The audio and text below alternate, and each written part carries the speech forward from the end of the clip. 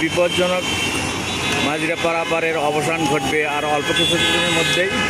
তাই দ্রুত চলছে বর্তমান সরকারের ফ্লাইওভারের কাজ। আপনারা দেখতে পাচ্ছেন মাটি খনন চলছে পশ্চিম পাশে। আর হয়তো অল্প কয়েকদিনের মধ্যেই মানুষের সকল প্রকার ভোগান্তির অবসান হবে ইনশাআল্লাহ।